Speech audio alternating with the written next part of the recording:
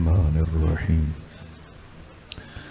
الحمد لله رب العالمين بارئ الخلائق أجمعين الحمد لأهله والصلاة على أهله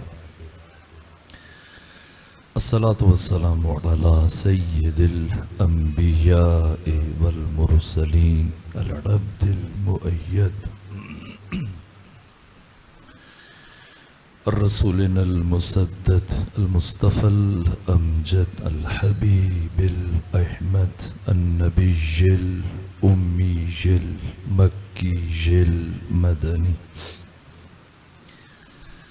السراج المنير الكوكب الدري صاحب البقار والسكينة المدفون بأرض مدينة سيدنا ونبينا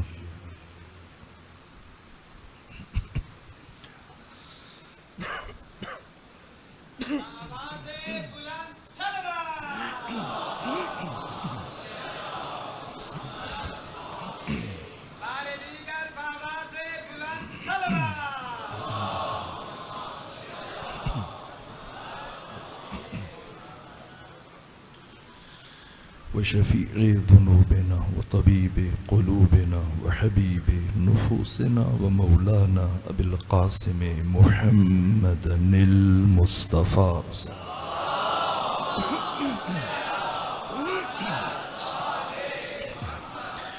وأهل بيته الأطيبين الأطهرين الأنجبين المعصومين المظلومين ورحمة الله على أحبابهم وأصحابهم وشيعتهم ومحبيهم ومواليهم أجمعين ولعنة الله على أعدائهم ومنكري فضائلهم وغاصبي حقوقهم من جوم عداوتهم إلى الآن ومن الآن إلى قيام يوم الدين وبعد يوم الدين أما بعد فقد قال رسول الله صلى الله عليه وآله وسلم لو كان الحسن شخصا لكان حسن بن علي صلوات فیجئے خاندان فاطمہ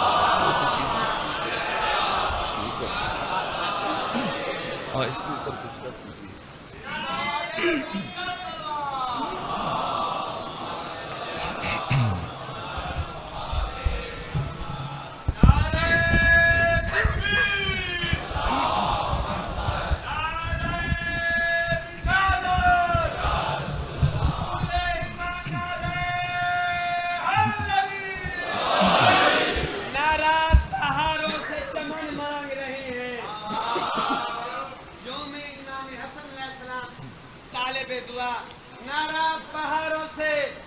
چمن مانگ رہے ہیں روٹھے ہوئے سورج سے کرن مانگ رہے ہیں ارے جو لوگ محمد کو قلم تک نہیں دیتے کس منہ سے وہ تحریر حسن مانگ رہے ہیں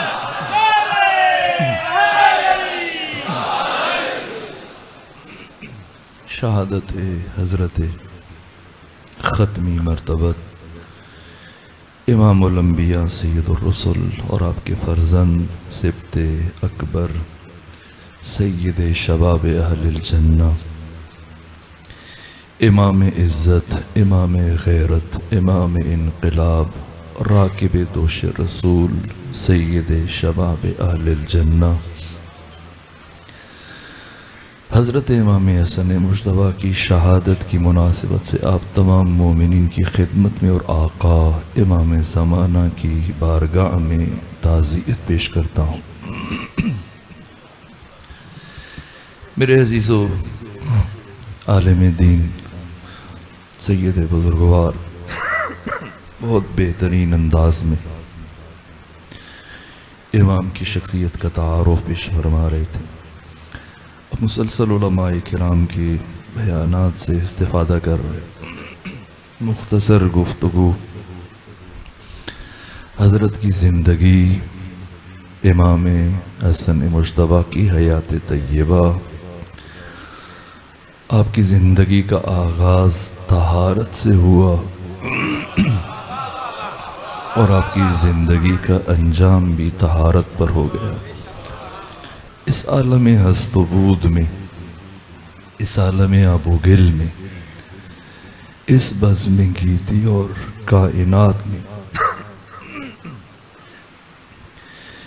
کسی بھی ذی روح کی ولادت کے لیے وہ اہتمام نہیں کیا گیا جو اہتمام امام حسن مجتبیٰ کے لیے پروردگار نے فرمایا۔ نہ کسی نبی کے لیے۔ ایک صلوات بھیجیے خاندان فاطمہ۔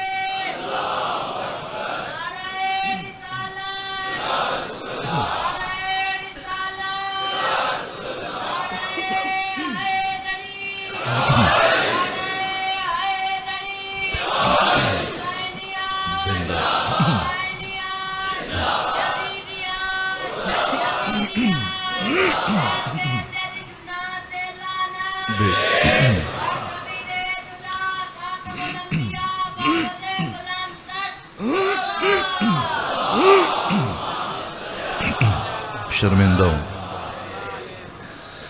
نہ کسی نبی کے لیے، نہ کسی امام کے لیے، نہ کسی ولی کے لیے وہ اہتمام کیا گیا جو اہتمام فرزند فاطمہ زہرا امام حسن مجتبیٰ کے لیے کیا گیا۔ اس لیے خود اس میں بھی ایک راز ہے، کیوں حق تعالی نے ماہ مبارک رمضان کے نقطہ وسط کو منتخب کیا۔ ماہ مبارک رمضان کی 15 رمضان المبارک اور 2 نمازوں کے درمیان کا وقت، پہلی نماز ہوئی، حسن دنیا میں تشریف لائے۔ جب حسن دنیا میں تشریف فرما ہوئے تو فاطمہ زہرا نے دوسری نماز پڑھی۔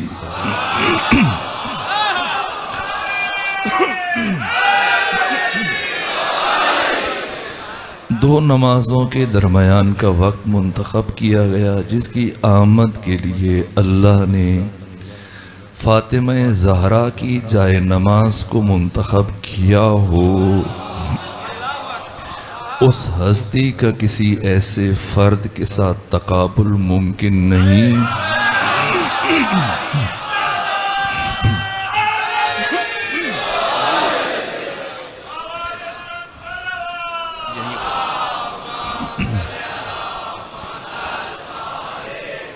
جو 2 نمازوں کے درمیان آئے، جو ماہ مبارک رمضان کے درمیان آئے، جو جائے نماز سیدہ زہرا پر مصلی فاطمہ زہرا پر دنیا میں آئے، اس ہستی کا تقابل ایسے کسی فرد سے نہ کیا جائے کہ جس کے پیدا ہونے پر 4 افراد باہم نزاع کریں، جھگڑا کریں۔ ایک کہے میرا بیٹا ہے،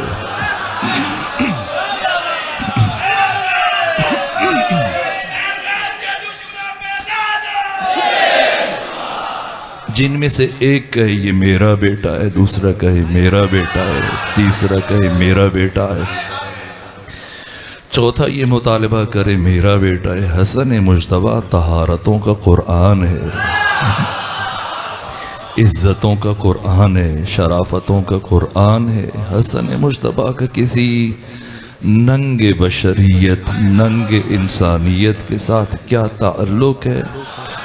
اور جو سید بزرگوار بات کر رہے تھے، یہ بل ناموس صحابہ بل نہیں ہے، یہ بل ناموس بنو امیہ بل ہے۔ جو آپ سے دشمن چاہتا ہے کہ قبول کریں، لیکن میرے عزیزو، پہلی بات جو آپ کے سامنے عرض کروں، تشیع اور شیعہ ہونا، یہ تشیع اسلام کا کوئی فرقہ نہیں ہے۔ اگر کوئی آپ کو فرقہ قرار دے اس نے آپ پر ظلم کیا، اور اس سے بڑا ظلم یہ ہوگا کہ آپ خود کو فرقہ سمجھنا شروع کر دیں۔ نہ، تشیع اسلام کا فرقہ نہیں ہے، تشیع اسلام کی نوعیت کا نام ہے۔ تشیع اسلام کا محافظ ادارہ ہے، تشیع اسلام کا ہراول دستہ ہے۔ تشیع نے ہر عصر میں اسلام کی علمی، فکری، نظریاتی، عقیدتی سرحدوں کا دفاع کیا، اسلام کا دفاع کیا، مسلمین کا دفاع کیا۔ تشیع ایک تحریک ہے، تشیع ایک موومنٹ ہے، تشیع ایک ادارہ ہے جس کی ذمہ داری ہے ہر عصر میں مقدسات اسلام کا تحفظ کرنا۔ صحابہ کرام ہمارے سروں کا تاج ہے، ہم صحابہ کرام کے قدموں کی خاک کو اپنی آنکھوں کے لیے سرما بنانا باعث فخر سمجھتے ہیں، لیکن ہم چاہتے ہیں کہ پہلے صحابی کی تعریف معین ہو جانی چاہیے کہ صحابی کون ہے، رضی اللہ کون ہے، لعنت اللہ کون ہے۔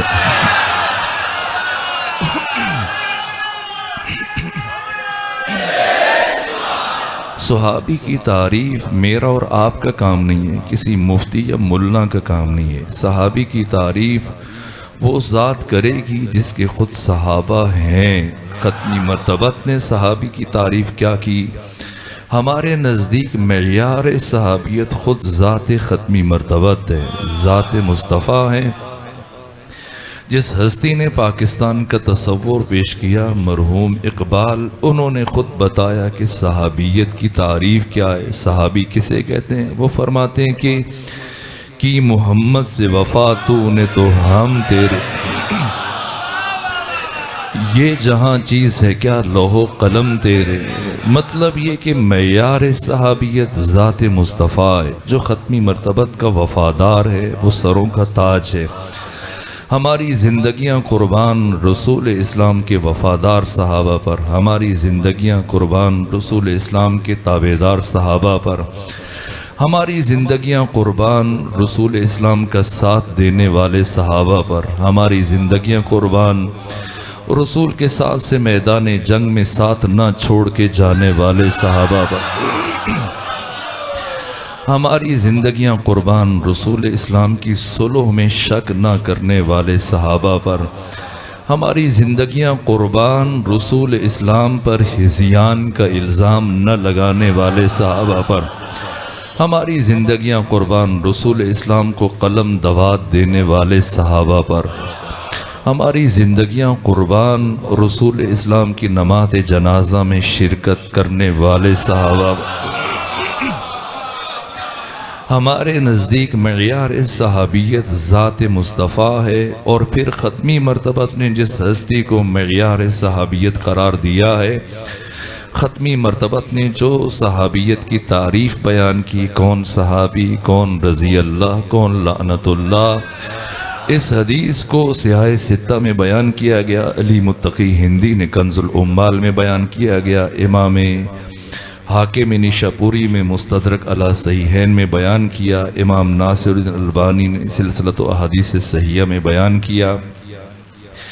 امام احمد ابن حنبل نے اپنی مسند میں بیان کیا، حد تواتر تک پہنچی یہ حدیث۔ ختمی مرتبت نے فرمایا صحابی کون ہے؟ آقا فرماتے کہ ان اللہ یغضب لغضب فاطمہ ویرضی لرضاہا، اللہ کا غضب فاطمہ کے غضب میں ہے، اللہ کی رضا فاطمہ کی رضا میں۔ ختمی مرتبت نے اس حدیث میں محور و مرکز توحید کو قرار نہیں دیا، محور و مرکز فاطمہ زہرا کو قرار دیا۔ پروردگار نے جناب ختمی مرتبت نے یہ نہیں فرمایا کہ اللہ جس سے راضی فاطمہ اس سے راضی، اللہ جس سے ناراض فاطمہ اس سے ناراض، نہ، محور توحید کو قرار نہیں دیا گیا، محور ذات خدا کو قرار نہیں دیا۔ ختمی مرتبت نے اس حدیث میں محور ذات فاطمہ زہرا کو قرار دیا، یعنی فاطمہ جس سے راضی ہے اس سے خدا راضی۔ اگر فاطمہ زہرا کسی سے ناراض ہیں، خدا اس سے ناراض ہے۔ اب اگر کوئی صحابی بننا چاہتا ہے، یعنی رضی اللہ بننا چاہتا ہے، دیکھنا پڑے گا فاطمہ زہرا اس سے راضی ہے یا راضی نہیں۔ اگر فاطمہ زہرا اس سے راضی چلی گئی دنیا سے تو وہ رضی اللہ بن جائے گا، ہمارے سروں کا تاج بن جائے گا۔ اور اگر فاطمہ زہرا کسی سے ناراض ہو کے چلی گئی، رضی اللہ تو نہیں بنے گا، لعنت اللہ علیہ یقیناً بن جائے گا۔ معیار صحابیت ذات رسول اللہ ہے، معیار صحابیت اہل بیت الرسول ہے۔ امام حسن مجتبیٰ آپ کی زندگی کا نقطہ آغاز،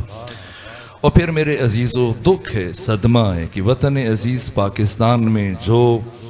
لا الہ الا اللہ کے نام پہ بنا، اس وطن عزیز میں آپ نے سنا ہوگا گلگت کا ایک جاہل ملا امام حسن مجتبیٰ، جو اپنے زمانے کا محمد مصطفیٰ، نفس رسول، روح رسول، خون رسول، آپ کی نسبت دی جا رہی کہ آپ نے فلاں کی بیعت کر لی، امام حسن مجتبیٰ نے فلاں کی بیعت کر لی۔ میرے عزیزو، یہ بارگاہ حضرت امام حسن مجتبیٰ میں بے ادبی ہے، یہ گستاخی ہے۔ سمجھنا ہے کہ یہ بنو امیہ کون ہے، بنو امیہ کا اسلام سے کیا تعلق ہے۔ بنو امیہ نہ رسول کے رشتہ دار ہیں جیسے عام طور پہ تاثر دیا جاتا ہے، نہ بنو امیہ کا اسلام سے کوئی تعلق ہے، نہ پیغمبر گرامی اسلام سے کوئی تعلق ہے۔ یہ امیہ کون ہے، آغاز کہاں سے ہوا، بات یزید تک کیسے پہنچی، کبھی تفصیلاً عرض کروں گا، سینے میں دم نہیں، اب بہت دیر سے علماء کرام کو سن رہے ہیں، بس ایک جملہ عرض کروں۔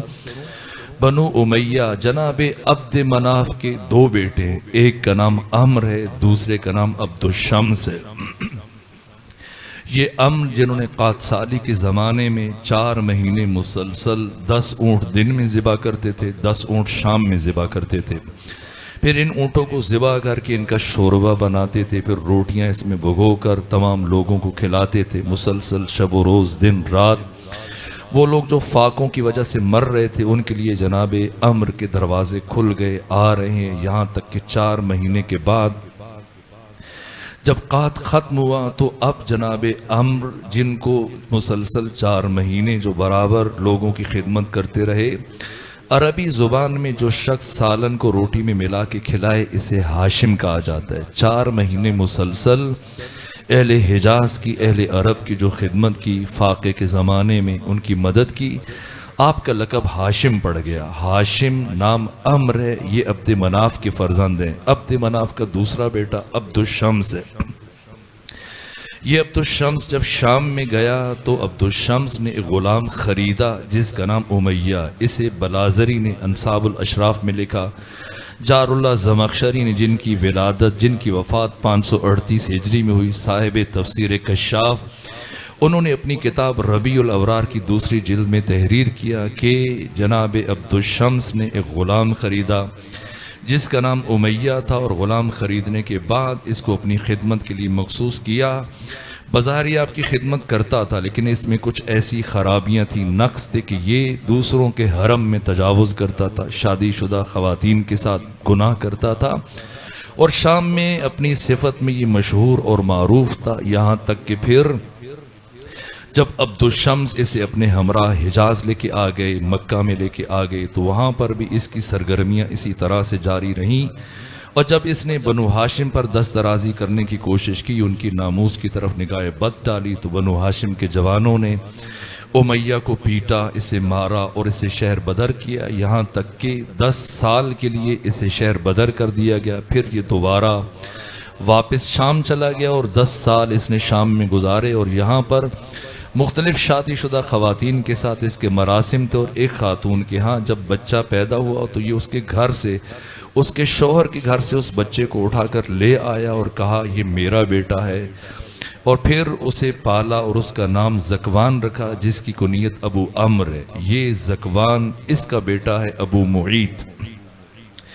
ابو معیط کا بیٹا ہے عقبہ، عقبہ کا بیٹا ہے ولید، یہ ولید بن عقبہ بن ابی معیط جسے 36 ہجری سے پہلے کوفہ میں گورنر رکھا گیا، یہ ولید کہ جسے قرآن مجید نے فاسق کہا۔ اب آپ سے یہ مطالبہ کیا جا رہا ہے کہ ولید بن عقبہ بن ابی معیط کو بھی رضی اللہ مان لیں، اسی بھی صحابی رسول مان لیں، اور وہ افراد جنہیں ختمی مرتبت نے شہر بدر کیا۔ یہ ولید بن عقبہ یہ جنگ بدر کے 70 اسیروں میں سے عقبہ وہ واحد اسیر تھا کہ جس سے متعلق ختمی مرتبت نے فرمایا کہ یہ واجب القتل ہے، اور اگر یہ خانہ کعبہ کے غلاف کے ساتھ لپٹ جائے تب بھی اسے ہر حال میں قتل کر دیا جائے۔ تو جنگ بدر کے 70 اسیروں میں سے عقبہ وہ واحد فرد تھا کہ جسے قتل کر دیا گیا۔ اس عقبہ کا بیٹا ولید ہے، اور یہ ولید جسے قرآن نے سورہ انبار کے حجرات کی 6 نمبر آیت میں فاسق، اب تفصیلات ہیں میں بیان نہیں کر سکتا، وہ جنہیں قرآن نے فاسق کہا ہے، سورہ سجدہ میں دوسری مرتبہ اسے فاسق کہا، یہاں تک کہ تمام مفسرین کا ان آیات پر اجماع ہے، سب کے سب نے لکھا ہے۔ صاحب تفسیر کبیر فخر الدین رازی جن کی وفات 606 ہجری میں ہوئی، صاحب تفسیر الکشف والبیان جناب ثعلبی جن کی وفات 427 ہجری میں ہوئی، علامہ جلال الدین سیوطی صاحب تفسیر در المنصور جن کی وفات 911 ہجری میں ہوئی، اسی طرح سے جار اللہ زمخشری صاحب تفسیر کشاف جن کی وفات 538 ہجری میں ہوئی، سب نے لکھا یہاں فاسق سے مراد ولید بن عقبہ بن ابی معیط ہے۔ ایسے لوگوں کو اب رضی اللہ کا لباس پہنا کر چاہتے ہیں کہ یہ اس کو بھی صحابی مان لیا جائے۔ پھر مروان بن حکم، یہ حکم جسے ختمی مرتبت نے فرمایا کہ یہ شخص نہ میری زندگی میں مدینے کے اندر اور مکہ کے اندر اسے قدم رکھنے کی اجازت ہے، نہ میرے دنیا سے جانے کے بعد کسی کو حق حاصل اور اجازت ہے کہ وہ حکم کو آنے دے، مروان کو آنے دے۔ شہر بدر کر دیا، یہ کبھی مدینہ میں داخل نہیں ہو سکتے، حجاز میں داخل نہیں ہو سکتے، لیکن بعد میں یہی افراد ان کو واپس مدینہ لایا گیا۔ حاکم وقت نے اپنی بیٹی کا رشتہ دے دیا، اپنا داماد بنا لیا، حکومت اس کے سپرد کر دی گئی، اور ہمیشہ ہم سے یہ مطالبہ کیا جا رہا ہے وطن عزیز پاکستان میں کہ ہم مروان بن حکم کو بھی رضی اللہ مان لیں، اسے بھی صحابی مان لیں، عمرو ابن عاص کو بھی صحابی مان لیں، مغیرہ بن شعبہ کو، وہ مغیرہ جس نے پہلی مرتبہ پہلے امیر شام نجی محافل میں مولا متقیان پر سب کرتا تھا، لعن کرتا تھا، شتم کرتا تھا، کردار کشی کرتا تھا، پہلا شخص ہے تاریخ اسلام میں مغیرہ بن شعبہ جس کے کہنے پر جس نے پہلی مرتبہ کوفہ میں 9 سال گورنر رہا، اور اس نے مولا متقیان پر سب و لعن شروع کیا جمعے کے خطبوں میں علنی طور پر۔ ایسے لوگوں کو ہم اگر خلیفہ اس کو مان لیں، صحابی مان لیں، رضی اللہ مان لیں، میرے عزیزوں جس دن وطن عزیز پاکستان میں آپ نے بنو امیہ پر کمپرومائز کر لیا، انہیں صحیح مان لیا، انہیں صحابہ کرام کی پاکیزہ صف میں شامل ہونے کی اجازت دے دی، یہ وطن عزیز پاکستان میں آپ کی اجتماعی خودکشی کا پہلا دن ہوگا۔ ہم ہر چیز پر کمپرومائز کر سکتے ہیں، ہر چیز پر تحمل کر سکتے ہیں، ہر بات برداشت کر سکتے ہیں، لیکن کبھی بھی اس شجرہ خبیثہ کو اسلام کے پاکیزہ آنگن میں برداشت کرنے کے لیے ایک لمحے کے لیے تیار نہیں ہے۔ سرے دست اس اعلان کو ملتوی کیا گیا، ایسا نہیں کہ اس کو روک دیا گیا، اعلان واپس لے لیا گیا، نہ، موجودہ ملکی حالات کے تناظر میں اس اعلان کو موجودہ اپنی صفوں میں وحدت اتحاد کو برقرار رکھیں، جب بھی ضرورت پیش آئے گی پہلے انہیں آوازیں بلند کر لینے دیجئے۔ ابھی کراچی میں جو جلسہ ہوا، جنگ میں، باقی شہروں میں، ایک مرتبہ یہ اپنا شور مچا لیں، جس طرح سے ہمیں یہ کوشش کی جا رہی ہے باہم آویزی کی، اس طرح سے جنگ و جدال کی، تاکہ ہماری یہ جہاد ناکام ہو جائے۔ نہ، آپ بابصیرت قوم ہیں، آپ بامعرفت قوم ہیں، آپ ذمہ دار قوم ہیں،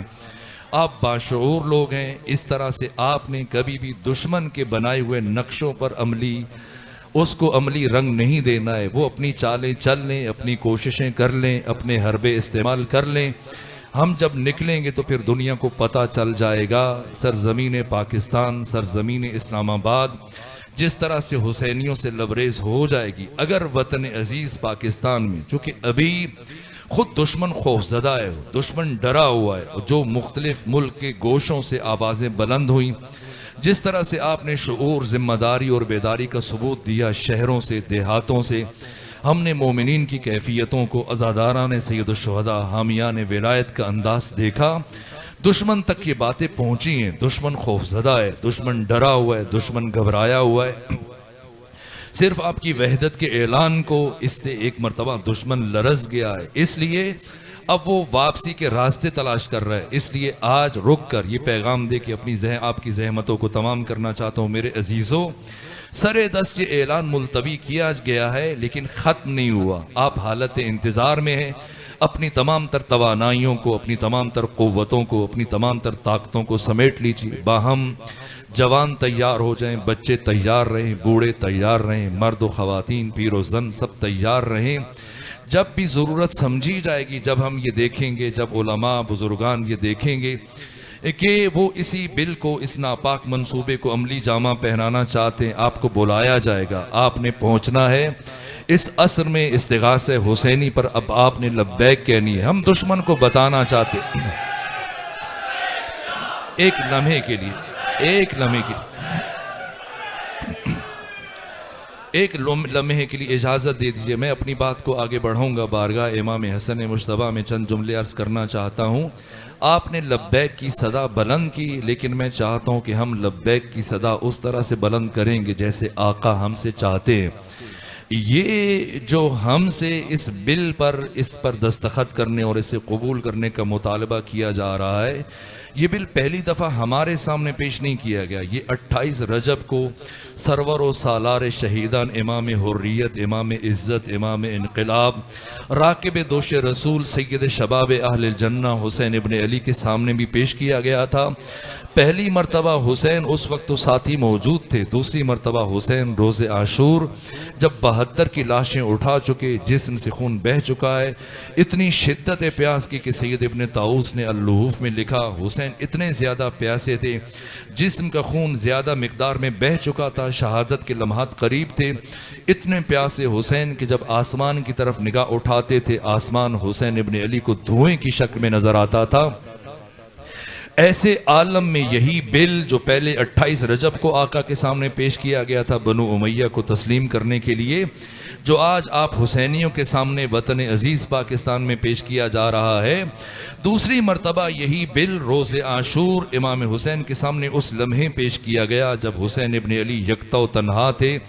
अली अकबर, कासिम, अब्बास, बुरैर, खुजैर सब शहीद हो गए, यहाँ तक कि हज्जाज बिन मसरूक और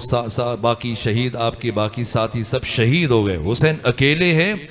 ऐसे में जब जिस्म का ज़्यादा खून बह चुका है, उमर इब्न साद आगे बढ़ा, हुसैन इब्न अली से करीब आकर कहा कि ए हुसैन इब्न अली, मुझे अभी अभी दारुल अमारा से, कूफा से उबैदुल्लाह इब्न मरजाना का ख़त आया और वो आपसे मुतालबा कर रहे कि आपके पास इस वक्त दो रास्ते हैं, बैन सिल्लत व ज़िल्ला, या तो ज़िल्लत कबूल कर लीजिए, बैत कर लीजिए, या फिर मरने के लिए तैयार हो जाएं, कत्ल होने के लिए तैयार हो जाएं। ये दो रास्ते आपके पास, अब भी आपको इख्तियार है। अगर बैत कर लें, बनु उमैया को तस्लीम कर लें, तो आपको आपके खानवादे के साथ वापस मदीने जाने की इजाज़त दे दी जाएगी। और अगर आपने यजीद की बैत ना की, बनु उमैया को तस्लीम ना किया, बनु उमैया को कबूल ना किया, तो फिर मरने के लिए तैयार हो जाइए। जैसे ये बिल हुसैन इब्न अली के सामने पेश किया गया 3 दिन के सूखे गले से, अब जो हुसैन इब्न अली के हुलकूम से, आपके हंजरे से, आपके दहन मुक़द्दस से आवाज़ बुलंद हुई, वो पूरे मैदान करबला में सुनी गई। यजीद की तमाम फौज ने सुना। एक मरतबा जैसी हुसैन इब्न अली की आवाज़ बुलंद हुई, फरमाया इन्नद्दई यब्नद्दई कद रकज़नी बैनल इस्नतैन, फरमाया हराम ज़ादे का हराम ज़ादा बेटा, इन्नद्दई यब्नद्दई कद रकज़नी बैनल इस्नतैन, हराम ज़ादे का हराम ज़ादा बेटा वो मुझे इख्तियार दे रहा है बैन सिल्लत व ज़िल्ला, कि मैं ज़िल्लत कबूल करूं या फिर मरने के लिए तैयार हो जाऊं। ए उमर इब्न साद, जाकर कूफा में उबैदुल्लाह इब्न मरजाना को बता देना, हुसैन इब्न अली करबला में कह रहे थे हैहात मिन ज़िल्ला, अल्लाह ने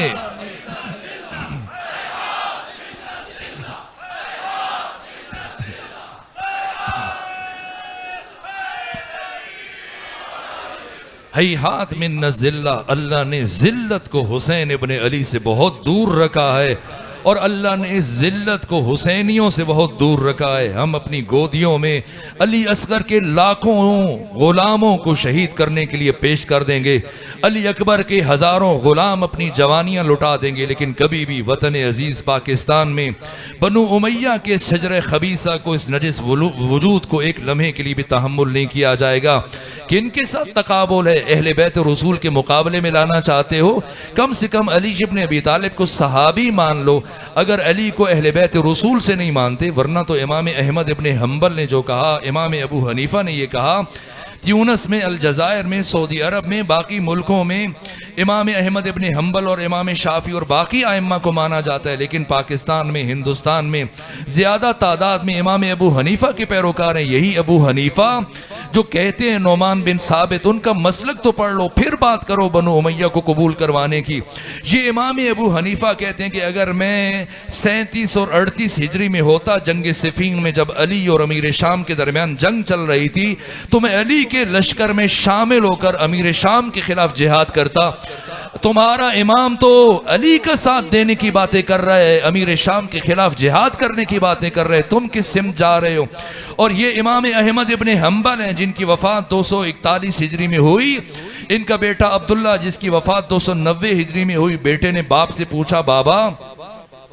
آپ بتائیں کہ صحابہ کرام میں سب سے افضل کون ہے؟ تو جواب دیا کہ صحابہ کرام میں سب سے افضل ابو بکر ہیں. کہا اس کے بعد کا عمر ابن خطاب, کا اس کے بعد پھر عثمان بن عفان, اس کے بعد کا سعد بن ابی وقاص, اس کے بعد چند اور نام لیے. اور پھر مورخین نے لکھا, ابن جوزی نے لکھا, ثم سکتا.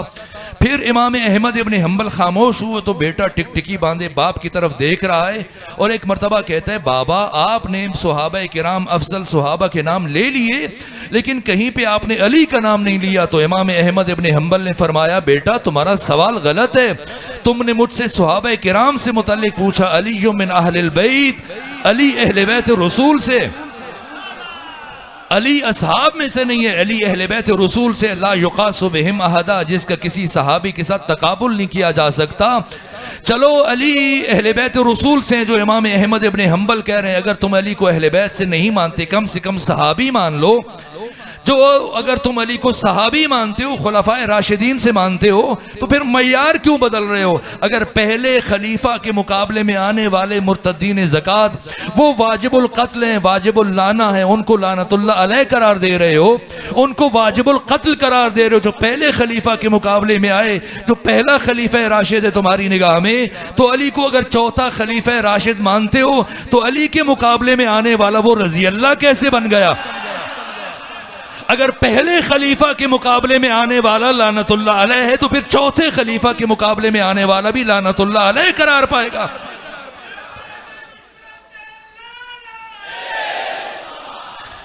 یہ حسن مجتبیٰ, امام حسن مجتبیٰ نے کس کس مرحلے میں, میرے عزیزوں, میں نے دن میں مسلسل پچھلے 3 سے 4 دنوں میں امام کی شخصیت, امام کی حیات طیبہ کے باقی ابعاد بیان کیے. چونکہ وقت بہت زیادہ گزر گیا, بس 2 جملے عرض کروں. ایک مرتبہ جب امیر شام حج کے بعد مدینہ آیا, اور پھر یزید کی ولایت عہدی کے سلسلے میں راستہ ہموار کرنے کے لیے اہل مدینہ میں سے تمام صحابہ کو, تابعین کو دعوت دی, سب کو بلایا, جو بھی آئے گا اس کو درہم و دینار سونے اور چاندی دیے جائیں گے. تھیلیاں مختلف مقدار میں سونے اور چاندی کی, درہموں کی بنا دی, کسی میں 5, کسی میں 10, کسی میں 50, کسی میں 100, کسی میں 500, کسی میں 1000 درہم رکھ دیے. حصے مراتب کا خیال رکھتے ہوئے جو جس سطح کا فرد آئے گا اس کو اسی مقدار میں یہ درہم و دینار کی تھیلیاں دی جائیں گی. صبح سے سلسلہ شروع ہو گیا, یہاں تک کہ ہنگام غروب, یہ غروب کے قریب کا وقت آ گیا, اور یہی پیغام امام حسن مجتبیٰ کے لیے بھی بھیجا گیا کہ فرزند رسول آپ بھی آئے گا. امام حسن مجتبیٰ نماز مغرب کی ادائیگی کے لیے جب مسجد نبوی تشریف لائے, کچھ دیر پہلے آ گئے, اور امیر شام جیسی امام حسن مجتبیٰ کو دیکھا تو اٹھ کے کہنے لگا کہ آپ اس لیے تاخیر سے آئے ہیں, دیر کی, تاکہ میں میرے پاس جتنا بھی مال ہے سب اہل مدینہ میں تقسیم کر دوں, اور جب آپ پہنچے تو آپ کو دینے کے لیے میرے پاس کچھ نہ بچے, تاکہ اس طرح سے میری بے توقیری ہو جائے, میری حیثیت میں کمی آ جائے, میری توہین ہو جائے. لیکن اے حسن مجتبیٰ یاد رکھنا, انا ابن ہند, میں ہند کا بیٹا ہوں, جتنا اہل مدینہ کو دیا اتنا یا اس سے زیادہ صرف آپ کے لیے رکھا ہے تاکہ آپ کو اچھی طرح سے میری حیثیت کا اندازہ ہو جائے۔ امام حسن مجتبیٰ نے اس کی بات کو سنی انسنی کیا اور پھر اس کے ساتھ مسند پر بیٹھے، جس کے بعد امیر شام نے اپنی گفتگو کا آغاز کیا، اور گفتگو کا آغاز کرنے کے بعد ایک مرتبہ یہ جملہ کہا، حسن مجتبیٰ آپ نے 7.5 مہینے خلافت کی، لیکن اب تو آپ کے پاس کچھ نہیں ہے اور میرے پاس پوری اسلامی دنیا کی حکومت میرے پاس آ گئی ہے۔ اور پھر یہ جملہ کہا ہے حسن مجتبیٰ انا خیر منکا، میں آپ سے بہتر ہوں، میں آپ سے افضل ہوں۔ جیسے ہی امیر شام نے یہ جملہ کہا ہے حسن مجتبیٰ انا خیر منکا، ایک مرتبہ حسن مجتبیٰ نے رخ کیا امیر شام کی طرف اور کہا اے امیر شام، حسن بہت مجبور ہے کہ وہ ایسی بات نہیں کہہ سکتا جو تم نے کہی، اس لیے کہ حسن مجتبیٰ تجھ جیسے شخص کے ساتھ تقابل کرنا اپنی توہین اور بے ادبی سمجھتا ہے۔ اور اس کے بعد فرمایا ہنگام غروب ہے، وقت نماز ہے، میں چلوں گا۔ امام جب اٹھے تو اس نے درہم و دینار کی وہ بہت بڑا انبار، سونے چاندی کا ڈھیر، اس کی طرف اشارہ کیا، حسن مجتبیٰ آئندہ سے احتیاط کرنا، جتنا اہل مدینہ کو دیا اس سے زیادہ میں نے آپ کے لیے رکھ دیا تاکہ آپ کو اچھے سے میری حیثیت کا اندازہ ہو جائے، اور آئندہ کہ کبھی میری مخالفت کا سوچنا بھی نہیں، اس لیے کہ انا ابن ہندن، میں ہند کا بیٹا ہوں۔ امام حسن مجتبیٰ نے سکوت اختیار کیا، اپنے مقام سے اٹھے، اگرچہ مسجد نبوی تھی لیکن بنو امیہ کا امیر شام کے جو 1000 افراد شام سے اس کے ہمراہ آئے ہوئے تھے، اس کے سپاہی ننگی تلواریں لیے ہوئے، اس کے مشیر، اس کے خواص، اس کے گورنر، اس کے سردار سب بیٹھے ہیں، مغیرہ بیٹھا ہے، ولید بیٹھا ہے، مروان بیٹھا ہے، عمرو بن عاص بیٹھا ہے، سب جمع ہیں، اور اس کے اپنے مخصوص غلام، ان غلاموں میں سے ایک غلام جو اگرچہ امیر شام کا غلام تھا، جو شام سے مدینہ آیا تھا، لیکن جب سے امام حسن مجتبیٰ آ کے بیٹھے مسلسل آپ کو دیکھتا رہا، اس کی نگاہیں امام حسن مجتبیٰ کے چہرے کا دائماً طواف کرتی رہیں، جمی رہیں، ٹکی رہیں، یہاں تک کہ اتنا محو ہوا، مستغرق ہوا کہ جب امام حسن مجتبیٰ امیر شام کی محفل سے اٹھنے لگے تو بے خودی کے عالم میں غیر ارادی طور پر، لاشعوری طور پر اٹھا اور جلدی سے آگے بڑھا اور امام کے نالین پاک کو، آپ کی جوتیوں کو سیدھا کیا، امام کے قدموں کے سامنے رکھا۔ جیسے ہی امیر شام کے غلام نے امام کی جوتیوں کو سیدھا کیا، ایک مرتبہ امام نے سونے اور چاندی، درہم و دینار کے انبار کی طرف اشارہ کیا، اٹھاؤ، یہ تمہارے اس عمل کا صلہ ہے، تمہارے کام کی اجرت ہے۔ امیر شام حیرت سے پھٹی ہوئی نگاہوں سے امام حسن مجتبیٰ کی طرف دیکھ رہا ہے کہ جس دولت کو میں نے حسن مجتبیٰ کو مرعوب کرنے کے لیے کہا کہ یہ لے جائیں، حسن مجتبیٰ نے میرے ایک معمولی غلام کو ایک چھوٹے سے کام کی اجرت کے طور پر جب اتنی بڑی دولت دے دی تو پھٹی ہوئی نگاہوں سے امام حسن مجتبیٰ کی طرف دیکھ رہا ہے کہ ایسے بھی ہو سکتا ہے۔ اسی کیفیت میں دیکھ رہا تھا، حیران، پریشان، سرگردان، کچھ سمجھ نہیں آ رہی کہ کیا کہے۔ اب ایک لمحے کے لیے حسن مجتبیٰ پلٹے اور فرمایا اے امیر شام، اگر تو ہند کا بیٹا ہے تو یاد رکھنا انا ابن فاطمہ الزہرا، میں فاطمہ زہرا کا فرزند ہوں، اور آئندہ نہ سنوں کہ تو یزید کی ولایت عہدی کے سلسلے میں لوگوں سے بیعت لے رہا ہے، اور اگر میں نے سنا تو میں خود شام میں آ کر کبھی بھی تمہیں اس مسئلے پر کسی لوگوں کو راضی کرنے کے لیے، تیار کرنے کے لیے کبھی بھی اجازت نہیں دوں گا، آخری دم تک تمہاری مخالفت کروں گا، اور میری زندگی میں کبھی تم اپنے شیطانی منصوبے کو پائے تکمیل تک نہیں پہنچا پاؤ گے۔ یہاں تک کہ 3 سے 4 گزر گئے، 3 سے 4 سال گزر گئے، اور امام حسن مجتبیٰ کو اطلاع ملی کہ ابھی بھی بصرہ میں، کوفہ میں، مصر میں، باقی عراق کے شہروں میں، ایران میں، خراسان میں، مختلف شہروں میں یہ یزید کی ولایت عہدی کے لیے راستے ہموار کر رہا ہے۔ امام حسن مجتبیٰ مدینہ سے چلے، نہ لشکر، نہ سپاہ، نہ فوجی، نہ باقی اپنے بنو ہاشم سے کسی جوان کو ہمراہ لیا۔ علی ابن ابی طالب کی شجاعت کا وارث حسن ابن علی اپنے ایک غلام کو ہمراہ لیا اور چلے شام۔ جیسے ہی شام پہنچے، امیر شام کے ایک جاسوس نے اسے خبر دی کہ حسن مجتبیٰ آ چکے ہو، تمہارے دربار میں آنا چاہتے ہیں۔ تو دوسرے دن جو امام حسن مجتبیٰ نے اس کے دربار میں آنا تھا، اس نے پہلے سے اپنے حواریوں کو، اپنے درباریوں کو، اپنے مشیروں کو، اپنے گورنروں کو، اپنے خواص کو، اپنے قریبیوں کو پہلے سے سمجھایا بجھایا کہ حسن مجتبیٰ سفر کے تھکے ہوئے میرے پاس آئے ہیں، اور جب وہ کل میرے دربار میں آئیں تو اس سے پہلے کہ وہ مجھ سے یزید کے سلسلے میں بات کریں، مجھ سے بحث کریں، گفتگو کریں، مجھ سے مناظرہ کریں، مجھ سے الجھیں، اس سے پہلے کہ وہ اپنی بات کا آغاز کریں تم اس طرح سے الجھا دینا حسن مجتبیٰ کو، باتیں کر کے زج کر دینا، اپنے آباء و اجداد کی تعریفوں کے پل باندھنا اس طرح سے، اور علی اور حسن مجتبیٰ کی اس طرح سے مذمت کرنا، بتانا کہ علی تو بہت محروم فرد تھا، علی تو مفلوق الحال تھا، توحید دست تھا، تنگ دامن فرد تھا، غریبوں کے بیچ میں بیٹھ کے کھانے کھاتا تھا، فقراء کے درمیان فیصلے کرتا تھا، سادہ معمولی لباس پہنتا تھا، علی کے پاس تو کچھ نہیں تھا، جو کی روٹی کھاتا تھا، میرے باپ کے پاس جتنی زمینیں، میرے باپ کے پاس اتنی جائیداد، اتنے نوکر، اتنے مویشی، اتنے مال، اتنی بھیڑیں، اتنی بکریاں، اتنے اونٹ اور گھوڑے، یہ سب اتنی گفتگو کرنا یہاں تک کہ حسن مجتبیٰ زچ ہو جائے اور کچھ کہنے کے لائق نہ رہے، اسی طرح سے اس کے زرخرید، اس کے درباری، اس کے غلام، اس کے مشیر اسی طرح سے آمادہ و تیار تھے کہ دوسرے دن جب امام حسن مجتبیٰ امیر شام کے دربار میں پہنچے تو ایک مرتبہ یہ کرائے کے زرخرید غلام ایک مرتبہ اٹھا، ایک گوشے سے کہا حسن مجتبیٰ تمہارا باپ تو بڑا محروم فرد تھا، غریبوں میں بیٹھتا تھا، فقیروں میں فیصلے کرتا تھا، پرانا لباس پہنتا تھا، جو کی روٹی کھاتا تھا، میرے باپ کے پاس تو زمینیں تھی، جائیداد تھی، نوکر چاکر تھے، باغات تھے، سب کچھ۔ ایک خاموش ہوا، دوسرا بولا، دوسرے کے بعد تیسرا، تیسرے کے بعد چوتھا، کئی گھنٹے گزر گئے، یہاں تک کہ جب کافری افراد بولنے کے بعد سب خاموش ہوئے، امیر شام خیال کر رہا تھا کہ حسن مجتبیٰ اتنے زچ ہو جائیں گے، اس درجہ لاجواب ہو جائیں گے، میرے عزیزوں کی، میرے درباریوں کی باتیں سننے کے بعد ان کا حوصلہ ختم ہو جائے گا، وہ کچھ کہنے کے لائق نہ رہیں گے، لیکن جیسی سب خاموش ہوئے، ایک مرتبہ امام حسن مجتبیٰ کے لبھائے مبارک میں جنبش پیدا ہوئی اور اس کے بعد فرمایا یا اہل الشام لو قمت علی ھذا المقام حولا فحولا واذکر ما آتانا اللہ من فضل لم احصیھا، اے اہل شام اگر میں اس مقام پر کھڑا ہو جاؤں اور کھڑے ہو کر سال ہا سال وہ فضائل اور وہ مناقب بیان کروں جنہیں اللہ نے میرے خاندان پر اتارا ہے، اگر میں بیان کرنا شروع کر دوں اور سال ہا سال گزر جائیں لم احصیھا، میں ان کا شمار نہیں کر سکتا۔ اور اس کے بعد امام حسن مجتبیٰ نے رخ کیا امیر شام کی طرف اور یہ تاریخی جملہ ارشاد فرمایا کہ اتفتخر ہؤلاء علی بالآباء والاجداد، اے امیر شام تو ان افراد کے ذریعے سے آباء و اجداد کے اعتبار سے حسن مجتبیٰ پر فخر فروشی کرنا چاہتا ہے، سن اے امیر شام پہلے اپنے ان تمام درباریوں سے کہو ان سے پہلے میں اپنے بابا علی سے لے کر اپنے جد بزرگوار جناب آدم تک اور اپنی ماں فاطمہ زہرا سے لے کر جناب حوا تک اپنی تمام ماؤں کا اور اپنے تمام آباء و اجداد کا کردار تمہارے سامنے اس بزم میں علنی طور پر بیان کرتا ہوں، اور پھر اس کے بعد اپنے ان درباریوں سے کہو پہلے میں اپنی ماؤں کا کردار سب کے سامنے بیان کروں گا، پھر تم ان سے کہنا کہ آ کر اپنی ماؤں کا کردار میرے کان میں بیان کر دے۔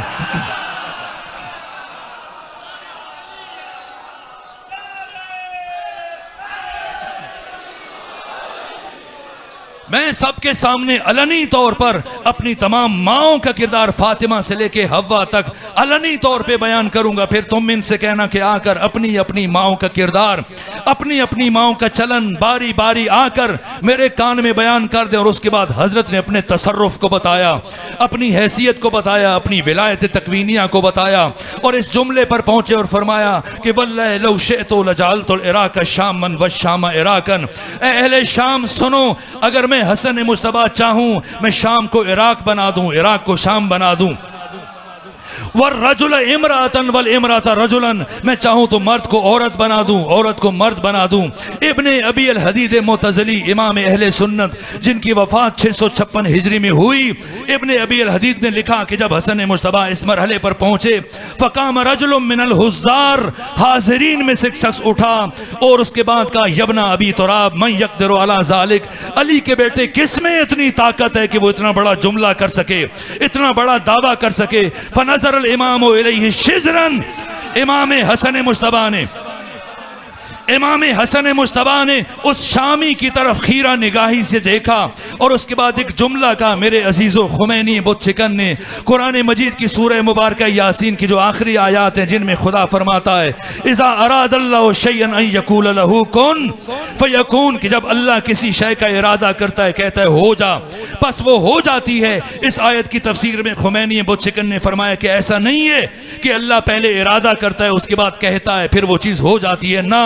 یہ بشر کو سمجھانے کے لیے ان مراحل کو اللہ قرآن میں بیان کر رہا ہے، ورنہ اللہ کا ارادہ کرنا وہی کہنا ہے اور کہنا وہی ہو جانا ہے۔ یہ اللہ کا ارادہ وہی کہنا وہی ہو جانا ہے. روئے زمین پر ارادہ خدا کا مظہر، اللہ کی مشیت کا مظہر تام. حق تعالی علی کل شیء قدیر، اور حسن مجتبی روئے زمین پر مظہر علی کل شیء قدیر. اللہ لیس کمثلہ شیء، محمد و آل محمد مظہر لیس کمثلہ شیء. حق تعالی کی اسماء و صفات جلال و جمال کے مظہر تام، اللہ کی رضا، اللہ کی مشیت، اللہ کے ارادے کے مظہر تام. امام حسن مجتبی نے یہ نہیں کہا کہ اب میں نماز پڑھوں گا، دعا کروں گا، ہو جائے گا، نہ. جیسی اس شامی نے یہ جملہ کہا، یبنا ابی تراب من یقدر علی ذالک، علی کے بیٹے کس میں اتنی طاقت ہے کہ وہ اتنا بڑا جملہ کہہ سکے. اسی لمحے امام نے فرمایا اما تستحیین ان تقعدی بین الرجال،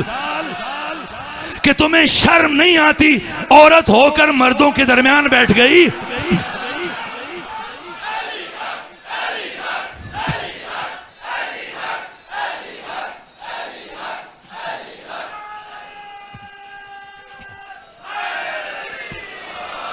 یہ نہیں فرمایا،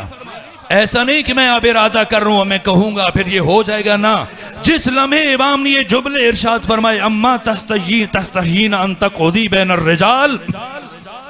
شرم نہیں آتی کہ عورت ہو کر مردوں کے درمیان بیٹھ گئی، اسی لمحے جنس تبدیل ہوئی، شرم کے مارے اٹھی. لیکن امام نے فرمایا وَنَادَ الْإِمَامُ وَنَقْبِهَا، ابن ابی الحدید کہتے ہیں امام نے پشت سے آواز دی، سزا پوری سنو. تو نے علی ابن ابی طالب کے بیٹے کو للکارا، تو نے ابو تراب کے بیٹے کو للکارا، تو سن تو عورت بن چکی ہے، تو کیا گھر میں اب دو عورتیں رہیں گی؟ وہ جسے بیوی چھوڑ کے آیا اس کا کیا بنے گا؟ قد سارت عیالک رجل،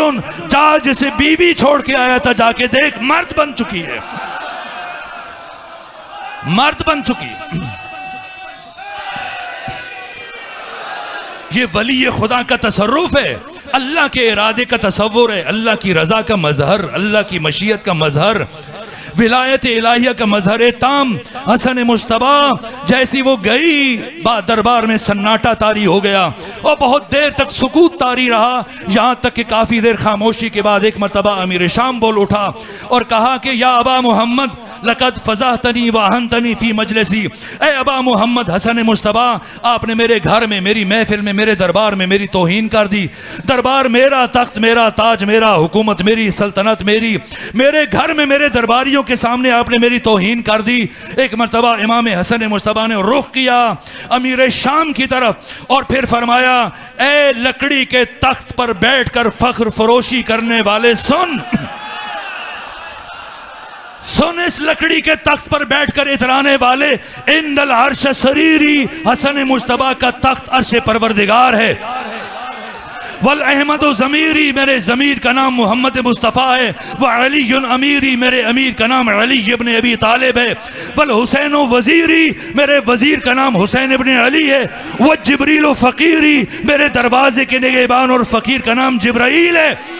اے شیعہ میانی کے بامعرفت مومنین،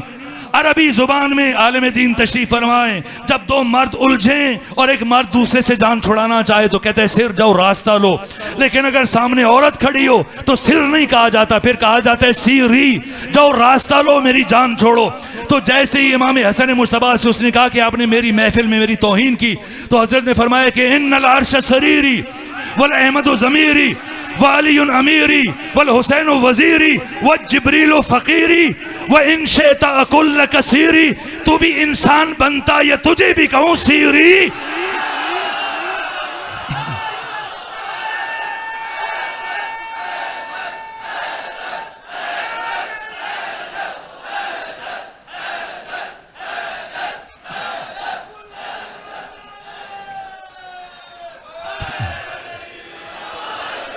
امیر شام پر سکتہ طاری ہو گیا، سناٹا طاری ہو گیا کہ ایک لمحے کے لیے بھی زبان ہلا دے اگر تو وہی ہو جائے جو کچھ دیر پہلے ہوا تھا. خوف زدہ امیر شام، سب سکوت، خاموشی، سناٹا. لیکن ایسے میں کسی کا ظرف چھلک گیا. امیر شام، باقی سب درباری خاموش ہے لیکن ایک بول اٹھا. کون؟ مروان بن حکم. ایک مرتبہ امیر کی خوشنودی حاصل کرنے کے لیے کہا اے امیر شام میں آپ کے حوصلے کی داد دیتا ہوں، آپ کے ظرف کی داد دیتا ہوں، آپ کی ہمت اور برداشت کی داد دیتا ہوں کہ آپ نے حسن مجتبیٰ کی اتنی بڑی گستاخی کو برداشت کر لیا۔ اگر آپ کی جگہ میں ہوتا تو ابھی تک حسن مجتبیٰ کا سر اس کے تن سے جدا کر چکا ہوتا۔ ایک مرتبہ امام حسن مجتبیٰ کے چہرے پر جلال آیا، رخ کیا مروان بن حکم کی طرف اور پھر کہا اے رسول اللہ کے بیٹے کو قتل کی دھمکی دینے والے، اے رسول اللہ کے بیٹے کو قتل کی دھمکی دینے والے، تو نے رات اسے کیوں قتل نہ کیا تھا جو تمہارے گھر میں، تمہارے حجرے میں، تمہارے حرم کے ساتھ مشغول تھا؟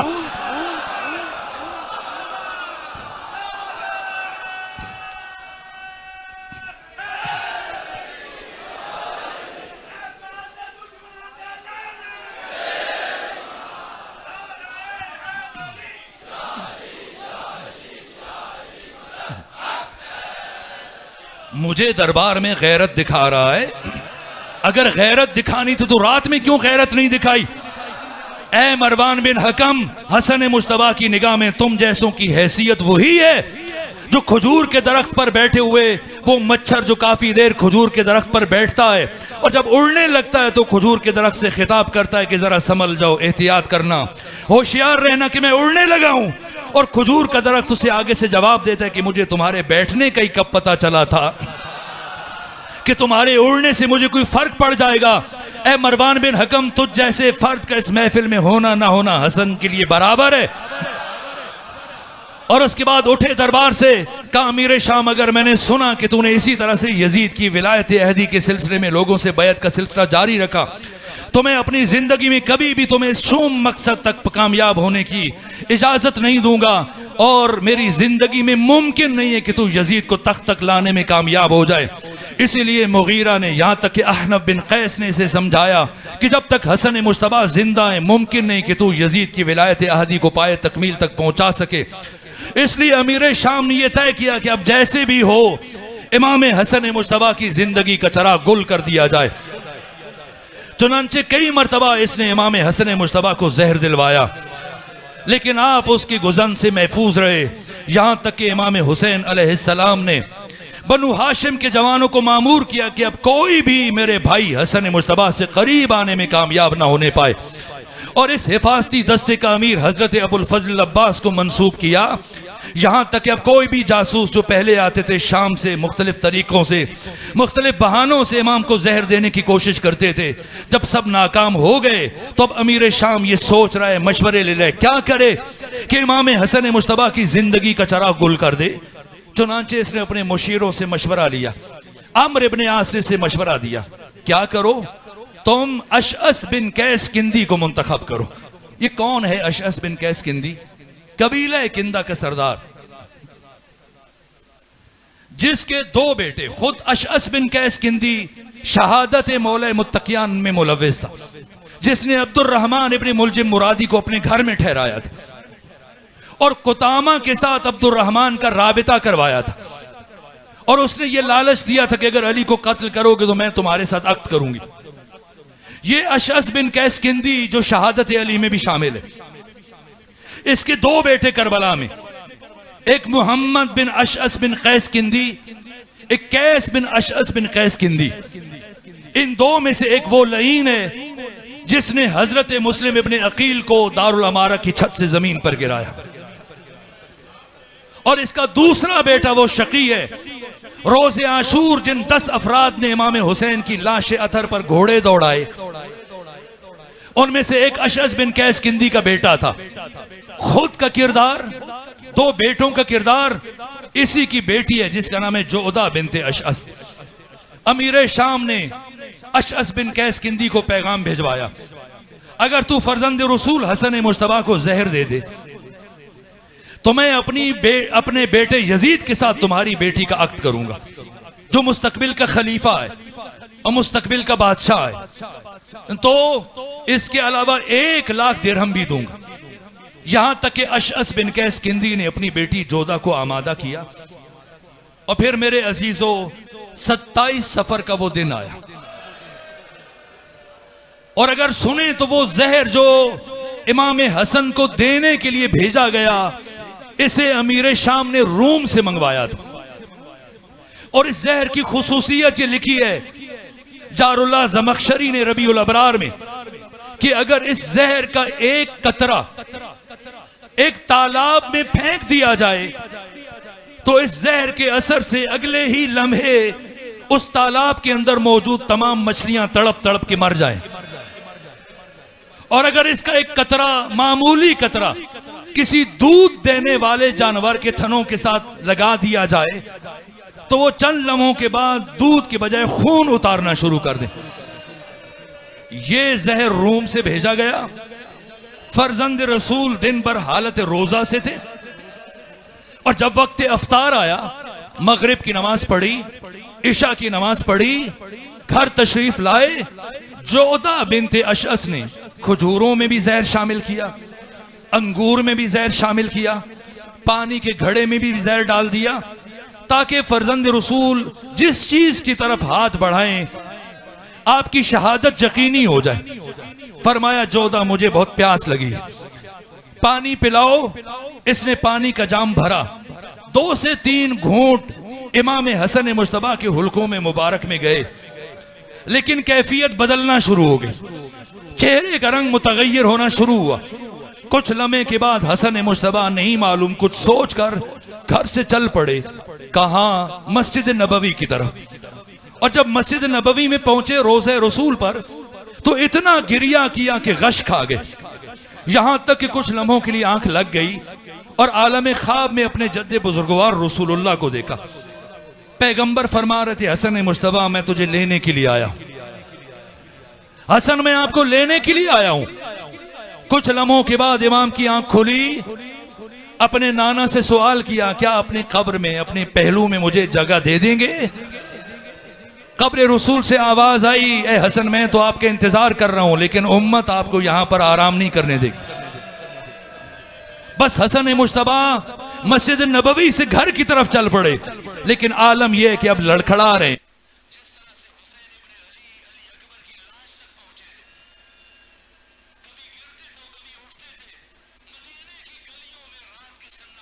زہر کا اثر اتنا شدید ہو رہا تھا، امام حسن کبھی زمین پر بیٹھتے تھے، پھر اٹھتے تھے، پھر بلند ہوتے تھے، پھر اٹھتے تھے، بڑی مشکلوں سے گھر تک پہنچے، اور جب گھر میں پہنچے تو آپ کی کیفیت متغیر ہونے لگی،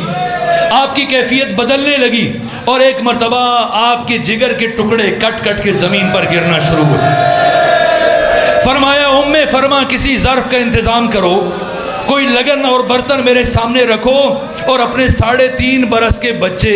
جناب قاسم کو کہا کہ جا کر میری بہنوں کو بلا کے لے آؤ، جا کر میرے بھیا حسین کو بلا کے لے آؤ۔ جب جناب قاسم رات کے اس پہر میں چلے، دق الباب کیا، یہ ایسا مرحلہ تھا کہ ثانی زہرا کا دل ٹھٹک گیا کہ کبھی رات کے سناٹے میں اتنے چھوٹے بچے کو بلانے کے لیے نہیں بھیجا گیا، بھیجا جاتا خدا خیر کرے میرا بھیا حسن خیریت سے ہو۔ میرے عزیزو، ثانی زہرا چلی، اپنی خواہر گرامی کو ہمراہ لیا، ادھر سے امام حسین چلے۔ جب آئے ایک مرتبہ کیفیت کیا تھی کہ امام حسن کے دہن مبارک سے آپ کے جگر کے ٹکڑے کٹ کٹ کے لگن میں گر رہے۔ دور سے خواہر گرامی کو آتے دیکھا،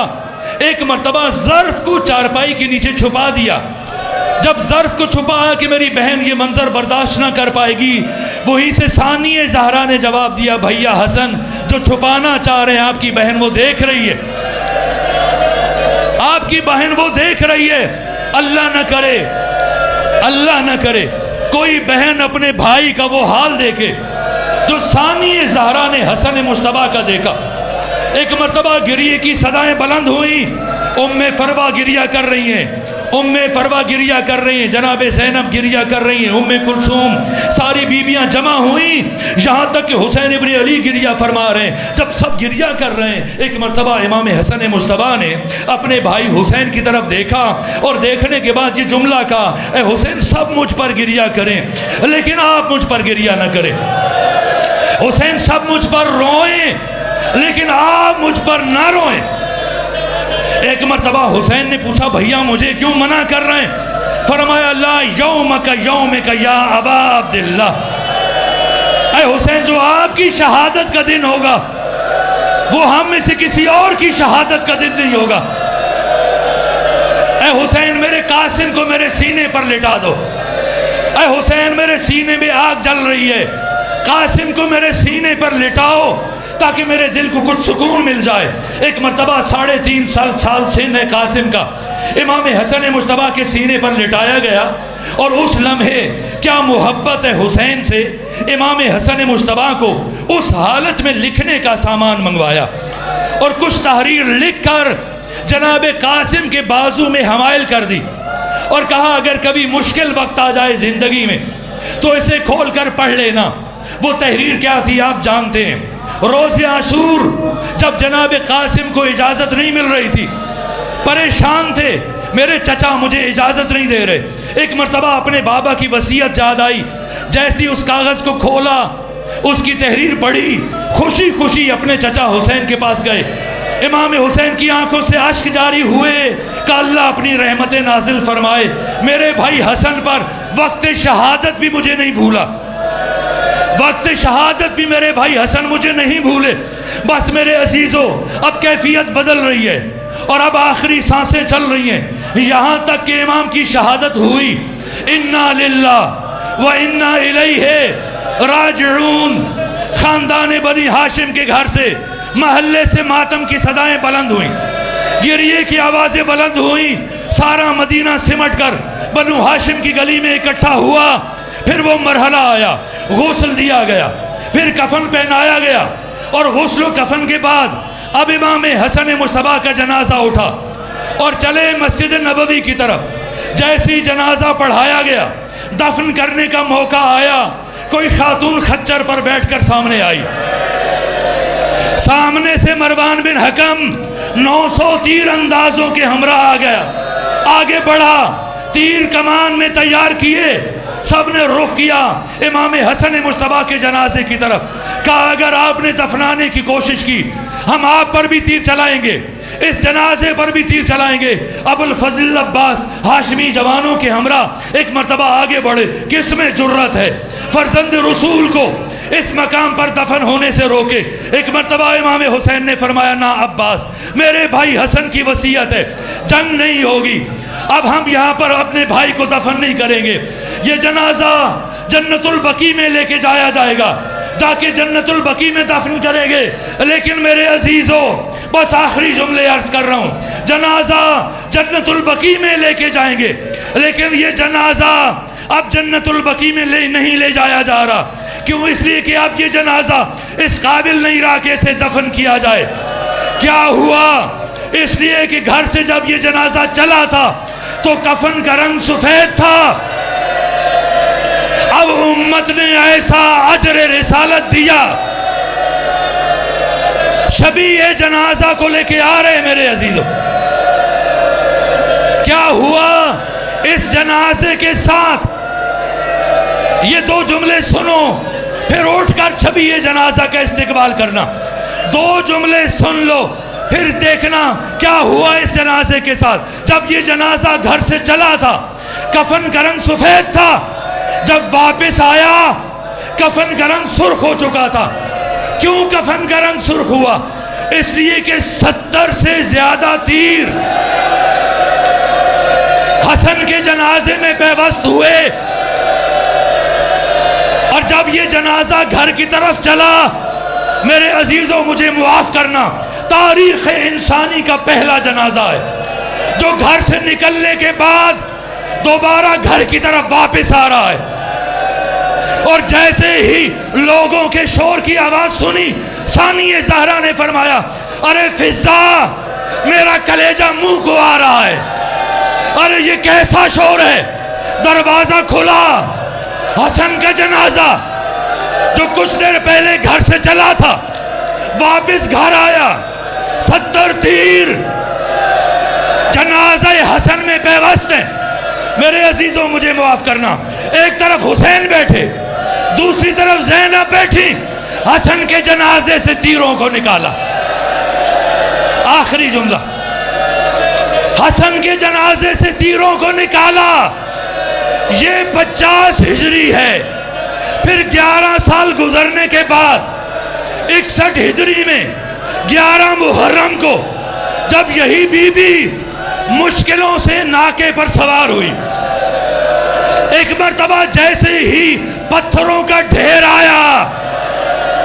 اس بی بی نے خود کو اونٹ کی بلندی سے زمین پر گرایا۔ ارے کیوں گرایا؟ ثانیہ زہرا نے پتھروں کے ڈھیر پر کونیوں سے پتھروں کو ہٹانا شروع کیا، کونیوں سے پتھروں کو ہٹایا، نیچے بھائی کی لاش تھی، بھائی کی لاش کی طرف دیکھ کے کہا حسین مجھے معاف کرنا، اگر میرے ہاتھ آزاد ہوتے اسی طرح تیرے جنازے سے تیروں کو نکالتی، جس طرح سے بھیا حسن کے جنازے سے۔ ماتم حسن